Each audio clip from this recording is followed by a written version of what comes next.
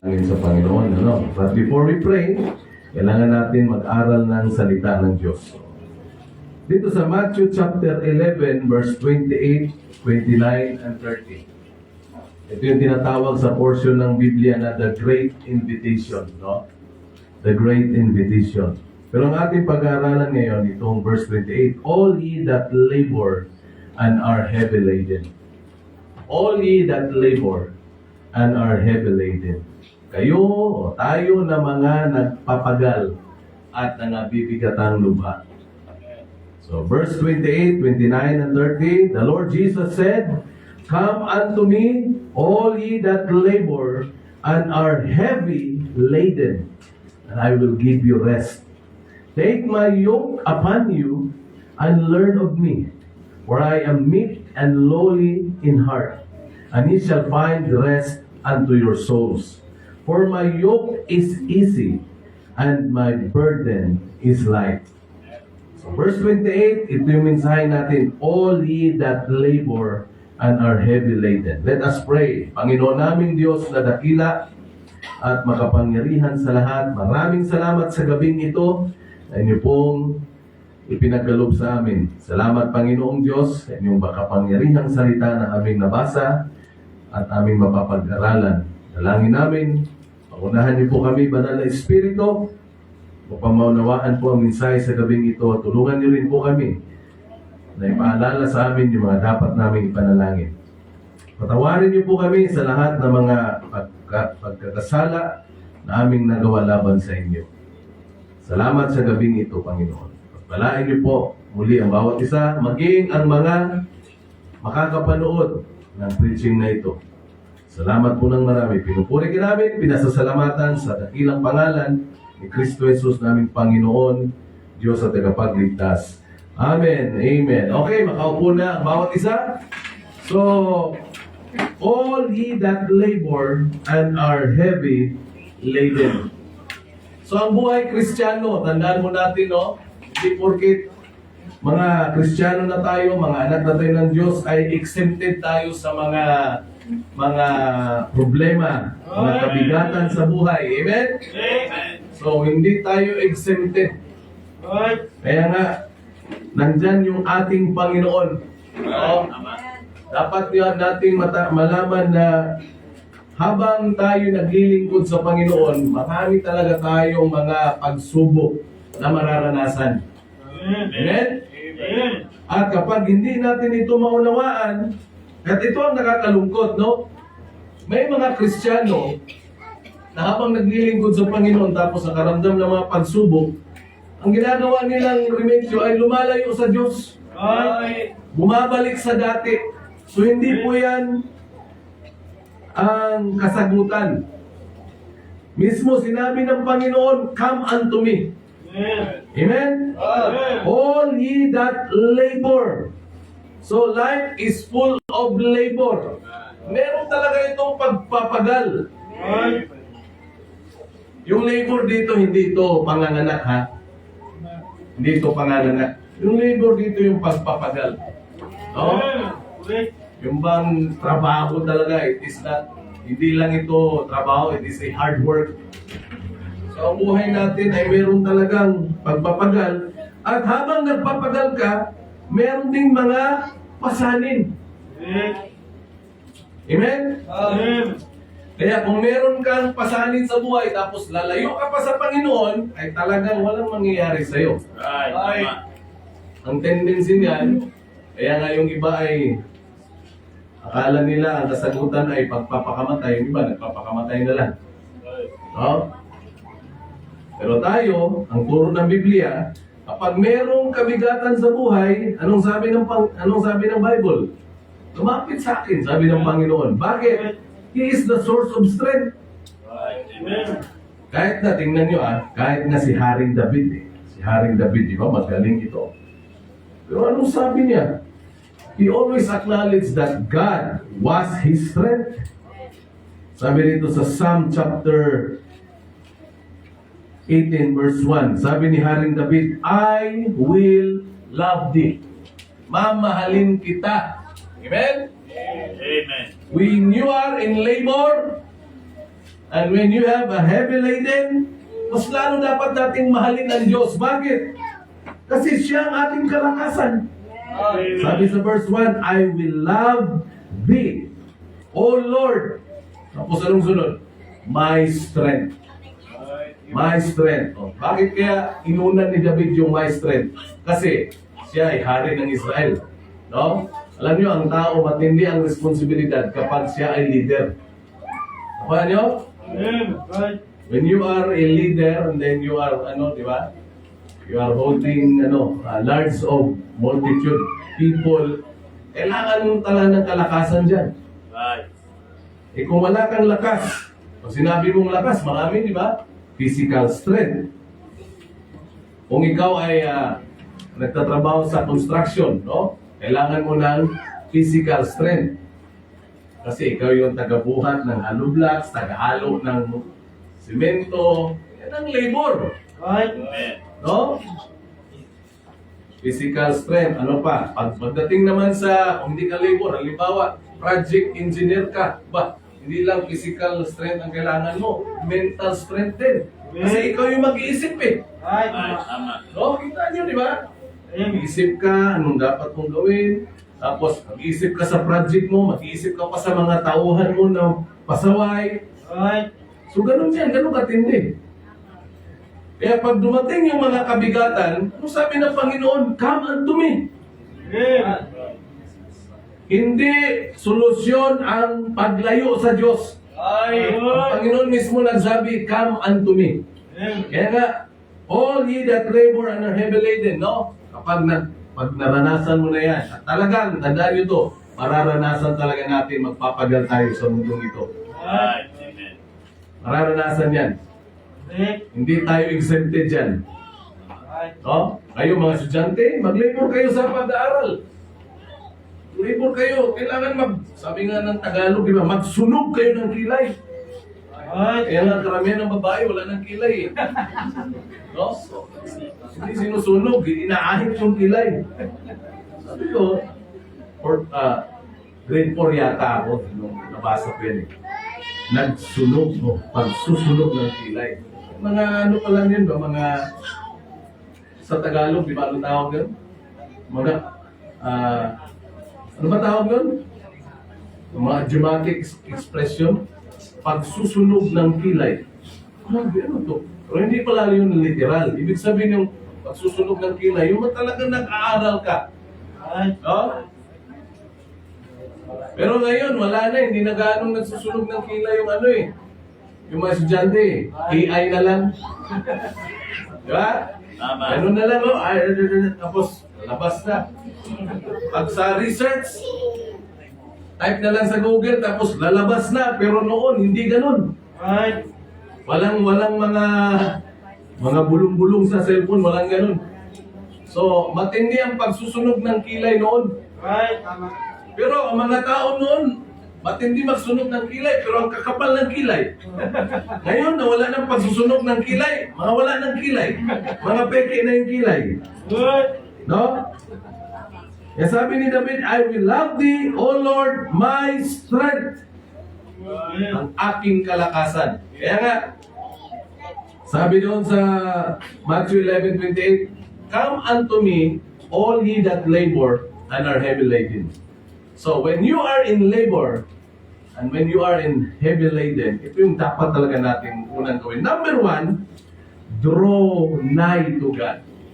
Amen. Lumapit sa Panginoon. Hindi lalayo. Sabi nga ng Diyos, come unto me. When the Lord said, come unto me, di lumapit ka. Anong sabi sa James chapter 4 verse 8? James 4 verse 8. Ang ganda ng sinabi ni Santiago. No? Ang tao, kapag lapitan mo, pag ayaw sa'yo, lalayo sa'yo yan. Pero ang Diyos, siya mismo nagsabi, lumapit ka sa akin. Habang palapit ka, lalapit din siya. Amen. Anong sabi sa James 4:8? Ito sabi ni Santiago. Sabi niya, draw nigh to God, and He will draw nigh to you. Kaya, ano ibig sabihin nito? Ano ibig sabihin nito na, Pastor, draw nigh to God? Akala ko ba ang mga ligtas mayroon ng Holy Spirit? Yes! Pero hindi lahat ng ligtas ay malapit ang puso sa Diyos. Right. Tama. Kaya doon pumasok yung sinabi ng Panginoon. Saan? Doon sa Mark chapter 7 na itong sinabi niya, "These people honors me with their lips, but their heart is what? Far from me." Amen. Maraming tao na binibigyan ng parangal ang Diyos sa mga labi, pero ang puso ay malayo sa Diyos. Right. Kaya, pag ibig sabihin ng malayo ang puso mo sa Diyos, ibig sabihin, hindi ka namumuhay ng tama. So yung Holy Spirit ay napipighati. Kaya kailangan talagang lumapit tayo sa Panginoon, no? Kailangan ang ating puso ba, malapit sa Diyos. Right. Ang banal na Espiritu ay hindi napipighati, hindi nalulungkot, masaya siya. Amen. Kaya sabi ni James, draw nigh to God and He will draw nigh to you. Amen. Kaya mga kapatid, no, when you are in labor and are heavy laden, draw nigh to God. Amen. Dapat talaga lapit sa Panginoon. Amen. Huwag kang maging, di ba, pag malapit ka sa Panginoon, ang gusto mo dyan, magkakaroon ka ng strong connection. Strong connection. When you are close to God, ano munang meron ka? Strong connection. Right. Ang problema sa atin, mas gusto natin ang connection sa tao. Right. Malakas ako dyan. Hindi. Anin mo kung malakas ka sa ganyan, tao, pero hindi ka malakas sa Diyos, ang connection mo. Kailangan malakas ang connection natin sa Diyos. Yeah. Diba? Meron kang strong connection pag lalapit ka sa Panginoon. Pangalawa, magkakaroon ka ng steady communication. Right. Right. Pag hindi strong ang connection mo sa kahit sino man, wala kayong steady communication. Right. Tama ba? Kaya nga ang mga Kristiyano na malapit sa Diyos, lagi yang nagpipray. Amen. Right. Ito yan. Amen. Amen? Amen. Lagi magpipray yan. Malapit sa Diyos eh. Amen. Kaya nga, draw nigh to God. Siyempre mo, sinabi na ng Panginoon, come unto me. Alam niya na habang susunod sa Kanya, meron talagang pagpapagal. Right. Alam niya yan. Kaya anong sabi niya? Lumapit kayo sa akin. Kayong mga nagpapagal at nabibigat ng lupa. At anong sabi niya? Bibigyan ko kayo ng kapahingahan. Amen. There is no rest apart from the Lord Jesus Christ. Walang kapahingahan kapag ikaw ay malayo sa Panginoon. No? Kaya yung iba, ganito, yung mga wrong mindset ba? Gusto ko magpahinga sa buhay, lalayo muna ako. Kapag ikaw lumayo ka sa Diyos, sa gawain ng Diyos, kailanman hindi ka magkakaroon ng kapahingahan. Right. Tama. Amen. Ha? Lalayo muna ako sa mundo. Lalayo muna ako sa church. Saan ka pupunta? Mag-a-unwind muna ako. Saan ka pupunta? Mag-buburakay muna ako. Ano gagawin mo doon? Kristiyano ka. Right. Ano ba ang burakay? Ha? Ano ang burakay? Ano makikita mo doon? So, hindi ka nag-unwind, hindi ini-stir up mo lang yung laman mo. Tama. Yung laman mo ba na, anong makikita mo doon? Puro layaw, di ba? Right. So, imbis na magkakaroon ka ng kapayapaan, nagkakaroon tuloy ng ng war. War between the spirit and the flesh. So, mabubuluhan ka ngayon. Kung sino nga yung mahina, yun ang matatalo, di ba? Right. Kung mahina yung spiritual life mo, matatalo yan. Ng laman. Iyang laman, hindi maganda ang mga bunga. Tama ba? Right. Gusto ko ng kapayapaan, gusto ko muna mag-isa sa bahay. I-isolate ko muna yung sarili ko. Sipin mo, i-isolate mo, gusto mo mapag-isa. I-isolate ko. Saan? Yun ang tanong eh. Saan mo i-isolate? Sa church? Ang ibig sabihin yan, ilalayo mo yung sarili mo sa simbahan. Ano mangyayari sa'yo? Right. Tama. Imagine kung walang church. Right. Tama. Ano ang mga buhay natin? May church nga. Malupit pa ang mga buhay ng iba eh. Tama. Tinuro na huwag magbisyo, huwag mag-vape. Nagbi-vape pa rin eh. Right. Tinuturo na children, obey your parents in the Lord. Meron pang hindi sumusunod eh. Wait. Diba? Wait. Wait. Pag nakaupo dyan, para angilo. Wala akong binabanggit na pangalan ha. Wait. Aim. Pero mga naka-green yun na damit eh.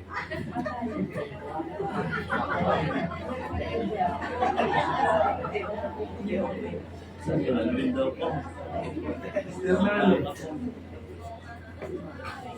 Di ba? Kaya draw na ito, God. Aim. Akala niyo ang pagpapastor madali. Hindi ah. Wait. Pero the moment na parang kapoy ba? Kapoy. Hindi, lapit lang sa Panginoon. Bakit? Sabi ng Diyos, I will give you rest. Amen. Alam niyo, sobrang pagod po kanina. Hindi nga ako nakababagan eh. Nakaidlip ako eh. Pagdating dito. Pero, naisip ko yung Panginoon ng kalakasan. Lord, give me strength. Di ba? Kailangan natin lumapit sa Panginoon. Bakit? Siya yung lakas natin eh. Amen. No? Kaya nga, let us draw nigh to God. When you are in labor, and you have a heavy burden, draw nigh to God. Kasi sabi ng Panginoon, yung pasanin na yan ay pagagaanin ko. Imagine. Pagagaanin. Kaya never pray, Lord, alisin niyo po itong pabigat o itong problema ko. Huwag ka mag-pray ng ganun. You pray for strength. Amen. Lord, tulungan niyo po ako na yung bigat na ito ay mapagtagumpayan ko. Bigyan ka ng strength ng Diyos. Never pray, Lord, nawa, wala na akong problema. Alam mo, that's a very dangerous prayer. Gusto niyo na ba? Actually, hindi naman dangerous yan kasi after you die, if you're saved, langit ka naman. Ha? Kasi ang walang problema doon lang sa langit. Wait. Sa mundong ito, may problema talaga. Amen. Pagkapanganak pa lang natin, meron na tayong kambal. Wait. Si Mr. T, trouble. Job 14 verse 1, man that is born of a woman is of few days and full of trouble. Yun na yung ating kambal. Because this world is full of wickedness, full of troubles. Wait. So pag pinag-pray mo ng Panginoon, nawa, wala na akong problema. Hindi mo na unawaan. Right. Wait. Tapos, di ba, Lord, nawa, wala na akong problema. Pero ayaw mo pang mamatay. Hindi mo talaga naunawaan yung pinagsasabi mo. Wait. Wait. Kasi sa mundong ito, hamat nandito tayo, may problema talaga. Amen. Tingnan mo lang yung nasa likod mo. Sa harap mo. Tingnan mo lang. Problema yan. Di ba? Tama ba? Right. Kaya may problema talaga. Kaya anong gawin? Kung may problema na yung dahilan para ikaw parang pagod na pagod ka, nagpapagal ka, bigat na bigat ka, di lumapit sa Diyos. Right. James said, draw nigh to God. Amen. Save ka nga, pero ang layo ng puso mo sa Panginoon. Right. Layo yung puso mo sa Panginoon. Next. Amen. Di ba? Amen. Tama ba? Right. Ligtas nga, pero malayo naman. Ay, walang benta. Kailangan malapit din sa Panginoon, no? Amen. Kasi kung malayo ang puso natin sa Panginoon, tingin lang sa atin ng Diyos ay hipokrito. No? Kaya nga ang unang gawin, no, when you are in labor and are heavy laden, draw nigh to God. Lapit lang. Amen. Lapit lang. At saka, tingnan nyo anong sabi niya sa verse? Buksan nyo ang ano. Kung kayo ay hindi farmer o hindi nakaranas ng farmer o kayo ay pinanganak na mayaman, hindi nyo maunawaan yung sasabihin ko eh. Ha? Tingnan nyo sa verse 29. Sabi ng Panginoon, take my yoke upon you. Ha? Alam niyo ba yung yoke? Kung ikaw ay laking mahirap, probinsya, tapos nabuhay kayo sa pagsasaka, alam mo kung ano yung yoke. Kung baga sa baka, yung Yugo. Yugo sa Bisaya. Sa Buka. Ano sa Bilonggo? Buka. Rota? Buka. Rota? Hmm. Alam niyo ba na ang mga baka, pag yan nag-aararo, kailangan, ano yan eh, ginagawan yan sila ng sariling yugo. Right. O, ginagawan yan sila ng sarili. Hindi porkit may nakita lang na yugo, ilagay sa, hindi. Kailangan naka-fit dito sa kanilang, malikod ba tawag? Ang kugo. Yugo. Kailangan nakalagay dito, nakapit. Kasi sila yung mag-aararo eh. Right. Habang nag-aararo, no? Dahil nakapit, hindi sila gaano nasasaktan. Correct. Pero kapag ang ilagay mo dyan ay hindi nakapit sa kanilang ano, ito yung baka or kalabaw. Right. Ito ganito ah, ang pasanin talaga hindi nawawala. Hindi talaga nawawala sa buhay Kristiyano. Pag meron kang pasanin at parang sa tingin mo nawawala. Pag nawala man yan, meron uli yan. Right. Correct. Hindi pwedeng mawala yan sa buhay Kristiyano. Right. Tama. Yung pasanin yun ang problema na naging dahilan bakit parang mabigat yung, di ba? Nabibigatan ka. Ang sabi ng Panginoon, kung nabibigatan ka, siguraduhin mo lang na yung bigat na yan galing sa Diyos. Right. Kasi mabigat man yan, pero ano, meron kang kapahingahan. Right. Meron kang kapayapaan sa iyong pag-iisip. Amen. Ang problema ganito eh, nagkaroon tayo ng problema, naging sanli para magkaroon ka ng trouble, maging kabigatan. Eh, ang naging dahilan, kaya ka nagkaganon dahil sa'yo. Correct. Right. Di ba? Correct. Sakto. Bakit na ganyan ang buhay mo? Eh kasi, sa katigasan ng ulo mo, ay yun ang hindi maganda. Right. Ako, ano yung ibig kong sabihin? Yeah. Halimbawa, simplihan ko lang ah. Kristiyano ka. Single, walang tricycle, walang sidecar. Sabi mo, gusto ko na mag-asawa, wala namang maganda dito sa church. Vice versa, sabi ng babae, wala namang gwapo dito sa church. May nanligaw sa akin, gwapo. Yang naririnig mo sa preaching, kailangan huwag kayong makipamatok sa mga hindi mananampalataya. Kasi hindi pwedeng magsama yung mananampalataya sa hindi mananampalataya. Tama? Right. Eh, hindi. Gusto ko siya kasi mukhang artista. So dahil sa katigasan ng ulo, naging sila. Ano yan, naging sila. Eh doon lumabas ang... Ito, marami akong kwentong ganyan. Napakarami. So, lumabas na yung ano, problema. Diba, yung kwento ko lang na isa sa ninong ko sa kasal, yung kanyang classmate sa Bible School. So, yung babae na classmate niya sa Bible School, merong nadala na merong bagong bisita, naligtas, nag-choir din, napaka-faithful daw. Pero merong maling motibo. Kaya pala nagpunta sa church dahil nagkagusto sa babae. So anong nangyari? Ang nangyari ay ito. Paalam naman yung lalaki, parang sumunod sa mga proseso ba? No? Ano? Liligawan na kita. Ipag-pray na kita ha? Tapos, paalam na lang ako sa pastor mo.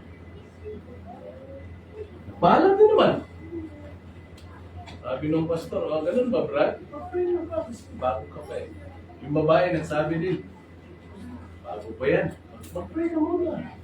Hindi talaga, pastor, kapugnan pa'y baha ang gugmadili. Oh. Eh, sige, ginusto nila, nagpakasal. Nung magpakasal, nung siyempre magsasama na si babae at lalaki. Nung sila ay pasakay na ng bangka kasi parang Talim Island yata. Pasakay na nila sila sa bangka. Yung mga libro, lalo na Bible, itinapon na sa Laguna Divide. Pagkatapon, sabi niya, wala ngayon, ako na masusunod, di ba? Wala nang church. Di ba?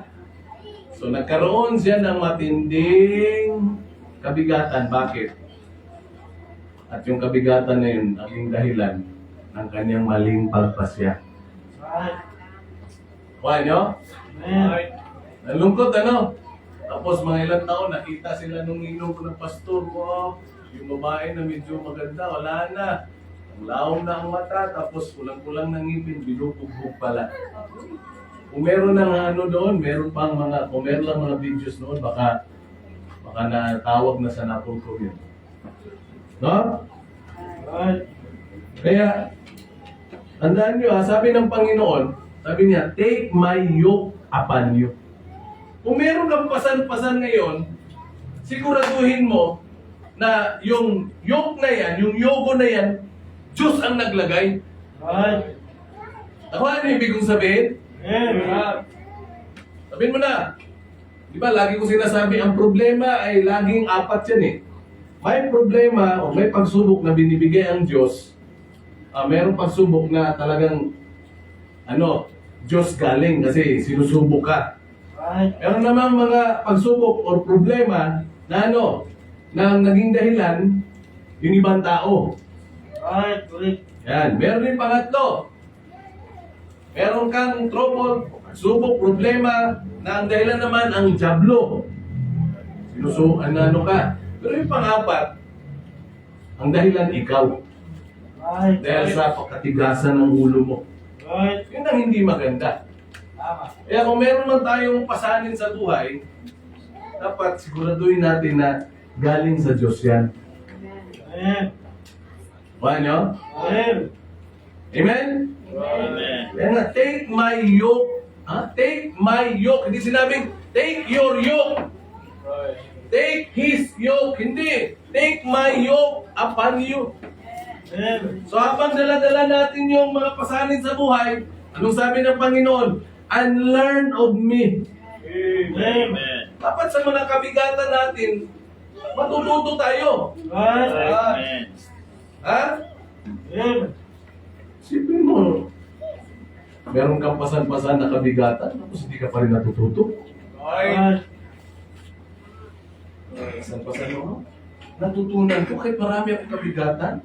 Pero sa oras na ako'y lumalapit sa Panginoon, gumagaan. Di ba? Ganyan tayo? Amen. Tapos, nung may kabigatan ako, lumayo ako sa Panginoon, mas lalong bumigat. Right. Dapat matuto ka na eh. Amen. Tama. So, alam mo nung hindi ko inuna ang Diyos, grabe pangangailangan. Parang parang laging kapos kami. Dapat matuto ka dyan eh. Right. Pero nung inuna ko ang Diyos, sa totoo na yung Matthew 6:33, and all these things shall be added unto you. Ang problema sa atin eh. Nagkakaroon tayo ng mga trials, troubles, pero hindi tayo natututo.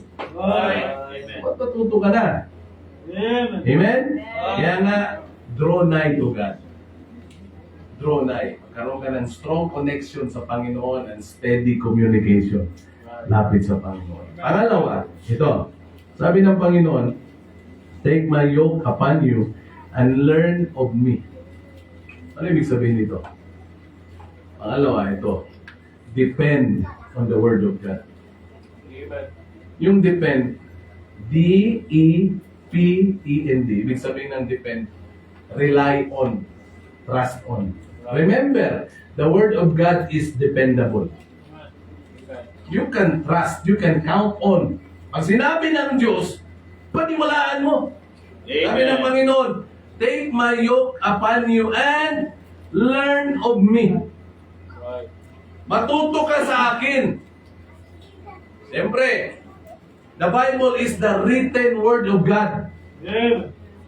So we must depend on the Word of God.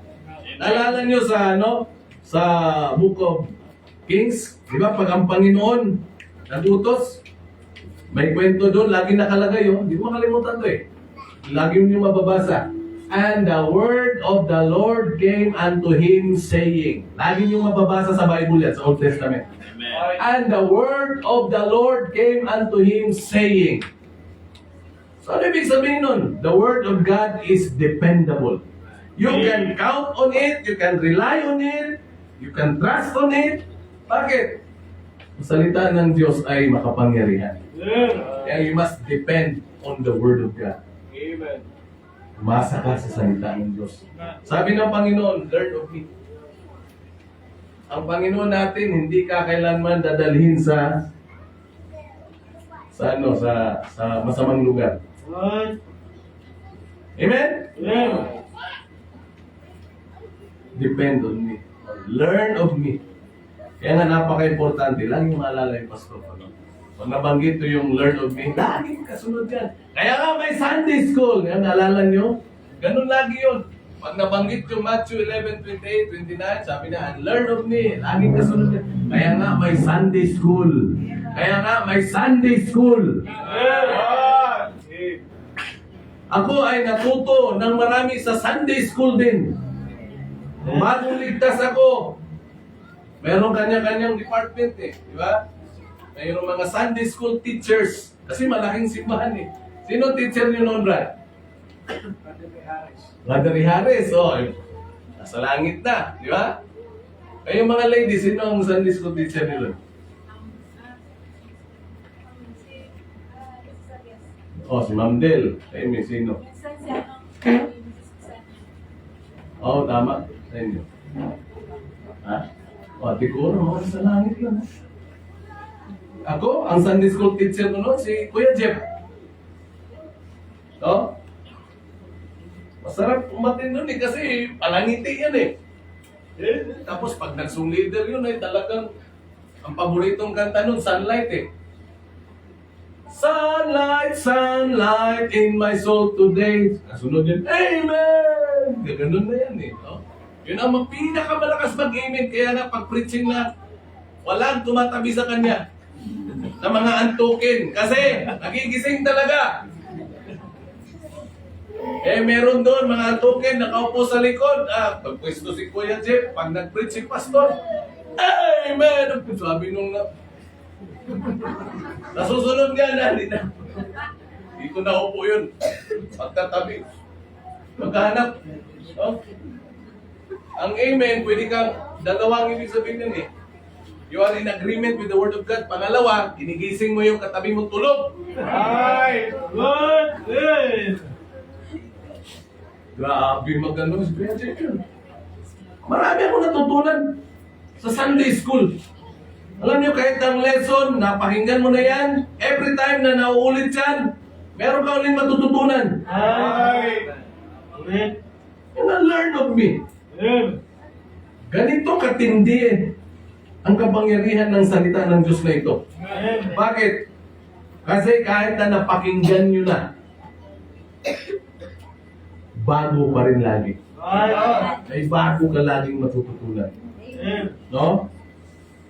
Kahit na mga pastor, kahit na inulit-ulit ng preaching yan, iba pa rin ang iba pa rin ang kapangyarihan ng salita ng Diyos. Right. Kaya nga, learn of me.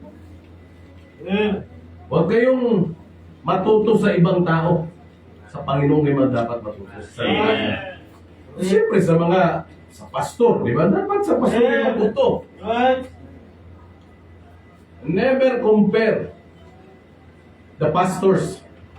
The pastor, your pastor from other pastors. Amen. Di ba? Amen. Pastor namin, di marunong mag-English. Why did you say that?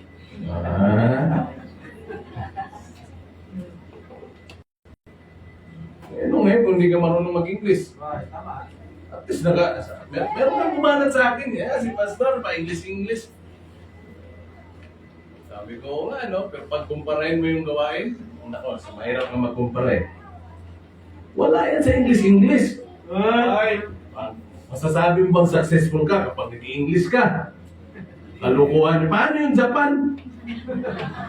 Hindi nga nag-English yung Japan eh. Arigato, sino? Hindi nga nag-ano yun, nag-English. Sabihin mo ba, hindi sila successful? Hanggang halimbawa, kongreso natin, tapos Senado, dapat yan, nagtatagalog sila dyan eh. Right. Ay, tama. Amen. Tama. Hindi yung pa English. Kung iba't nag-i-English, magaling. Maraming nag-i-English, bobo. Ay. Di ba?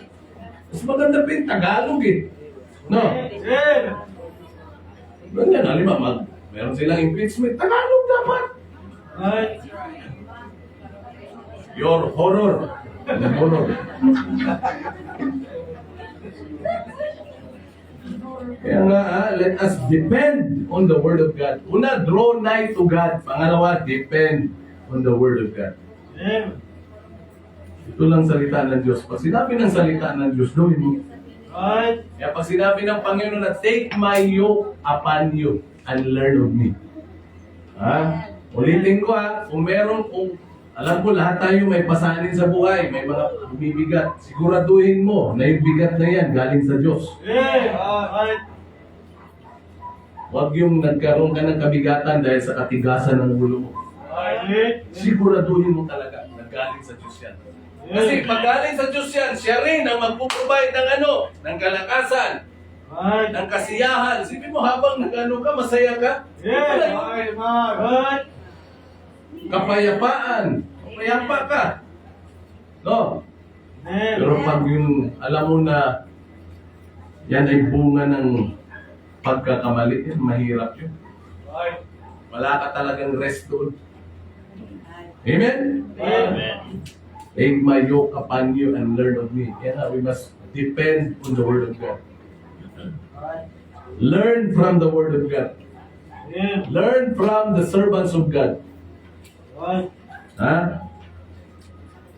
Kaya ang Sunday School importante. Ang fellowship importante. Amen. Kaya kayo, matindi kayo ng mga ganyan, ha? Ha? Ay. Hindi talaga kayo mag-grow. Pag hindi ka, kahit saan, kahit sa secular, kung ikaw ay hindi pumapasok, absent ka lang, you will never learn. Ay. Tama. Bagsak ka pa. No? Ay. Masasaktan ka lang pag bumagsak ka. Last alam mo yun? Nakita ko sa Facebook birthday ng teacher ko nung high school. 72 years old na. Tinawagan ko.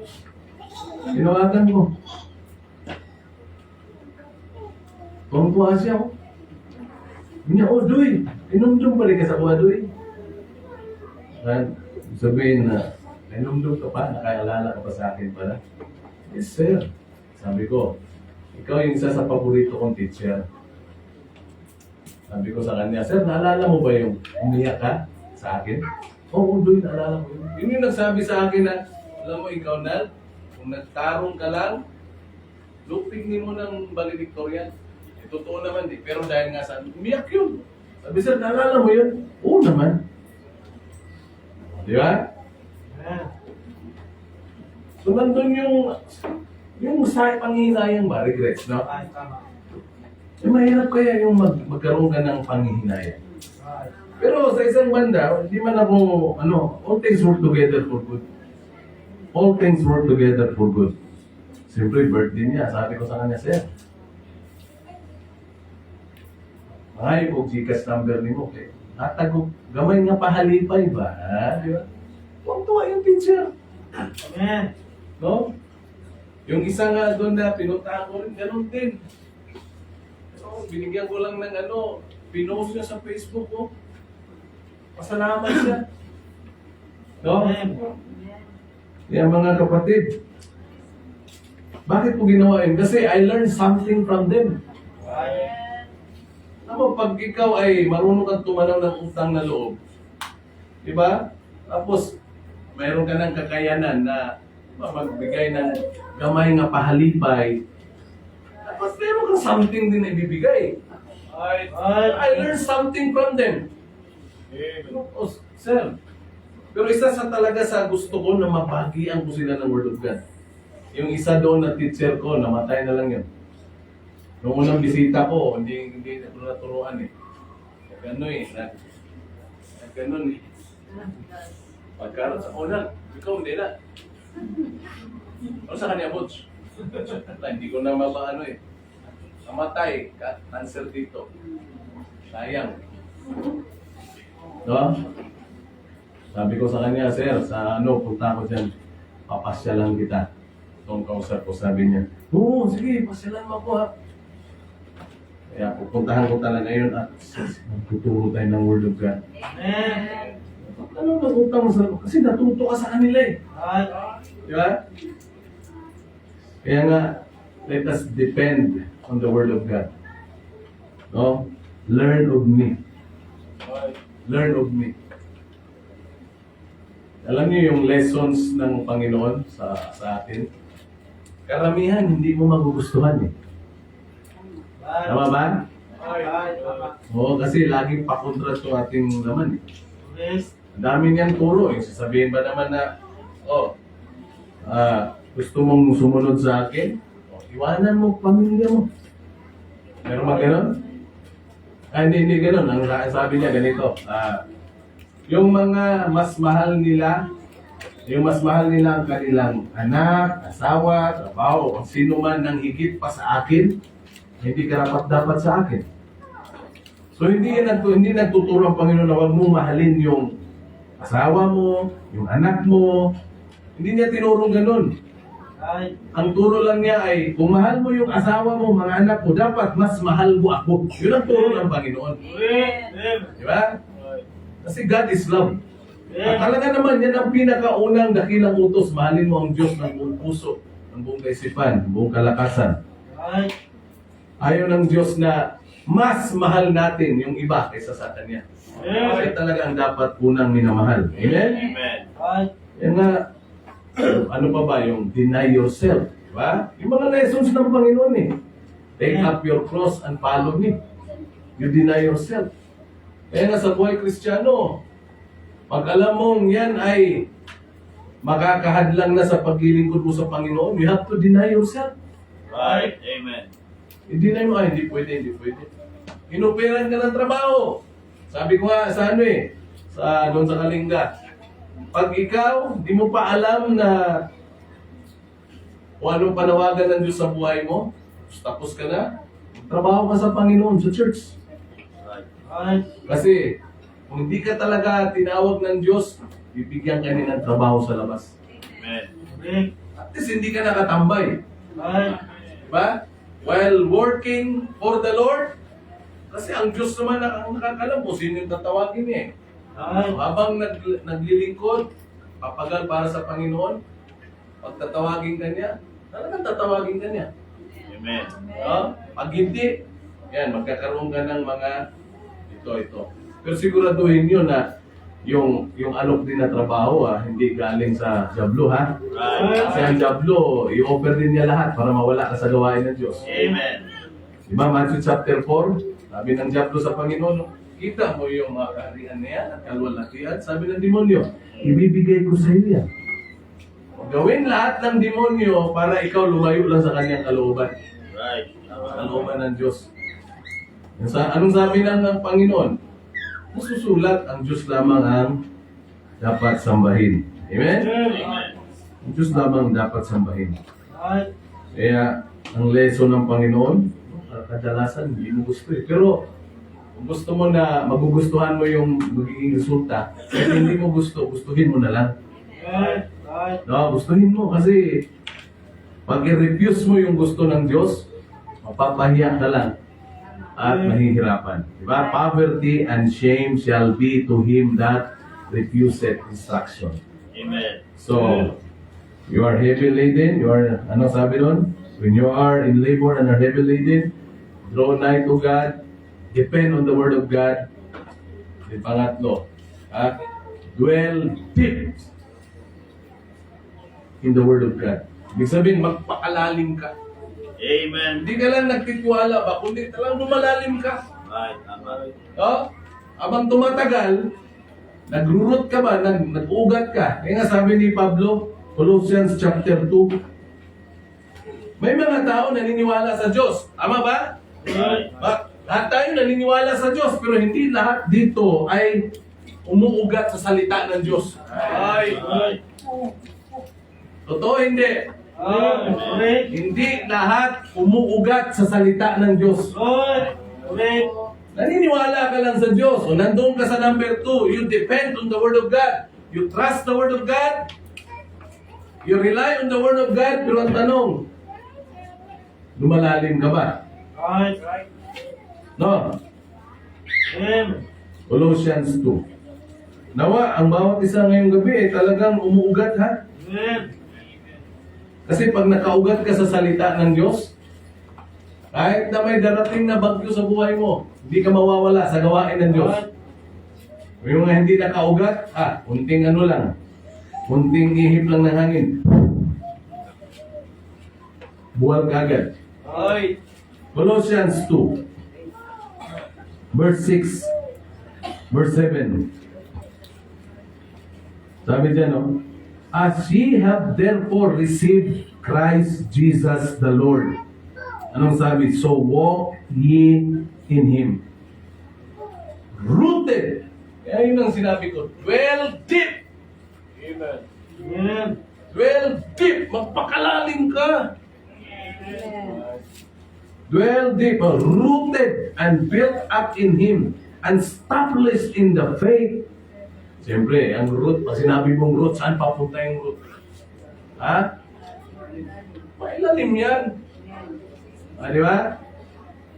Meron na ba kayo nakita ang kahoy na ang root niya pataas? Meron? Ha? Eh, yung may pagkain na marami, tapos may kumain, anong purot? Purot. Mabaptis ang pumunta eh. Ibang root yun, root.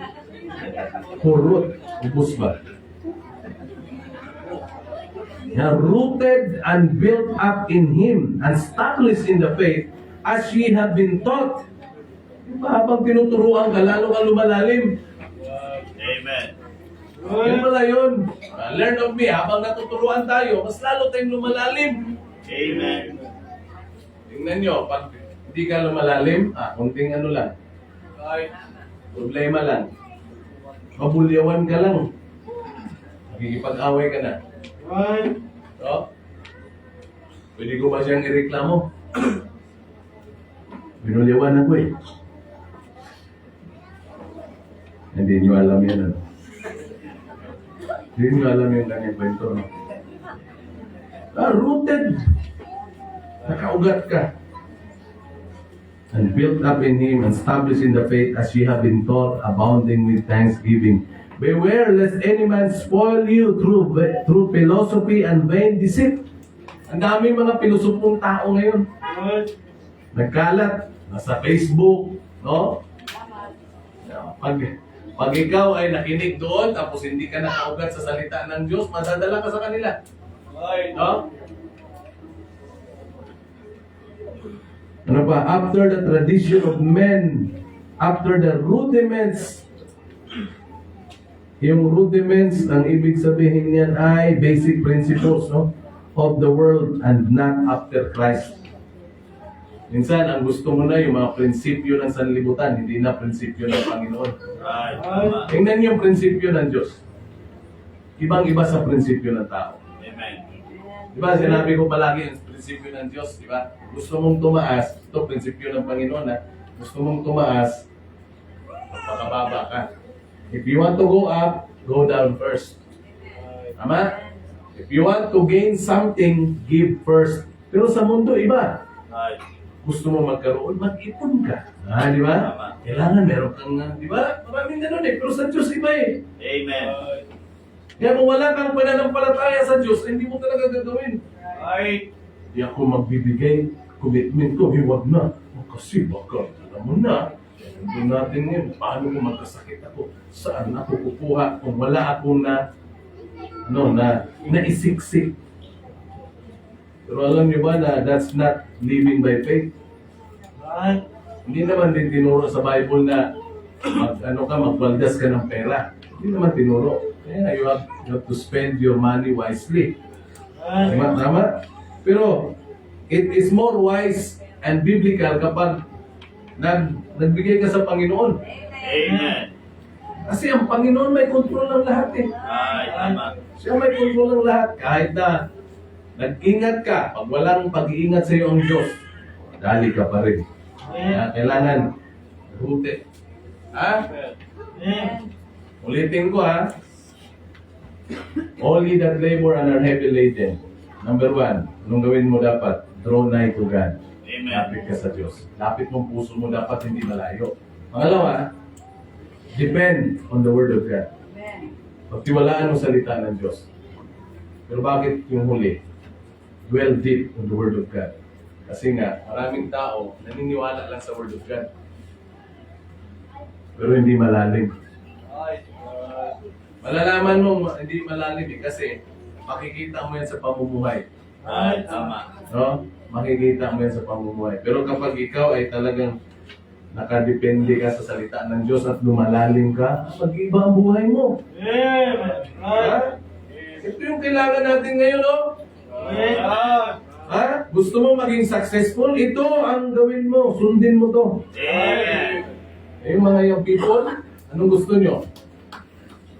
Ha? Sundin nyo ang salita ng Diyos. Amen. Pag sinunod nyo ang salita ng Diyos, iba ang gagawin sa inyong Panginoon. Alam nyo ba, ito kinikil, kayo nagbabasketball, di ba? Huwag kayong maging mayabang. Meron ngayong magaling na player, Baptist, si Andy Himaw. Lala nyo yan? Tingnan nyo sa YouTube, Andy Himaw. Taga Surigao yata yan siya. Dahil sa magaling, dinala sa Litran. Sa high school, sila ang champion. Ang galing maglaro. Noong mag-college, nagpuntang Canada. Kasi gusto mag-NBA. Ngayon, kinuha ng UP. Nung nasa UP na siya, inoperan siya ngayon ng school sa Amerika. Division 1 sa NCAA. Doon galing si Stanley Pringle, yung ibang mga sikat na basketball player. Sino yun? Nagpapasakop sa kalooban ng Diyos. Ha? Ang galing maglaro. Yung iba, hindi pa nga magaling, mayabang na. Tama. Hindi na sumusunod sa pastor. Ayun o. Yung pastor nun ay kaibigan ko. Amen. Na ano, sa utaking ko. Pupuntahin ko dito yun. Amen. Ang galing maglaro. Pero kita mo, uy, Kristiyano pala. Amen. Kaya pag ikaw gusto mo tumaas, magpakumbaba ka talaga. Yan ang prinsipyo ng Panginoon. Na huwag yung prinsipyo ng mundo ang sundin nyo. Okay? Susunod ka lang naman sa prinsipyo ng mundo kung hindi ka nakaugat eh. Right. Amen. Pero pag nakaugat ka sa salita ng Diyos, hindi mo susundin ang sasabihin ng tao. Amen. Tama hindi? Amen. May prayer meeting pala natin. So, pray na tayo, no? Let's pray, Lord. Salamat po sa gabing ito. Panginoon, salamat sa invitation mo na kami dapat lumapit sa inyo. Lord, I-bless you po ang aming prayer. At God, Holy Spirit, tulungan niyo po kami. Paalala sa amin yung mga dapat namin panalangin. Salamat po ng marami. Sa pangalan ng Panginoong Jesus, ito po yung aming dalangin. Amen. Okay, ang mga prayer request natin, ilagay nyo lang dyan. Alam nyo na ha. At yung mga prayer request ng ano dyan. Sino ang mayroong urgent prayer request? Bukod sa mga in-announce natin. Meron? Wala? Unspoken? O just tell it to the Lord. Amen? Yung mga nakalagay doon, project natin, patuloy panalangin ng mga brethren abroad, patuloy silang ipanalangin. Okay? So let us go to the Lord in prayer. Let's pray na. Yeah. Mga boys, dito. Let's kneel down. My young people.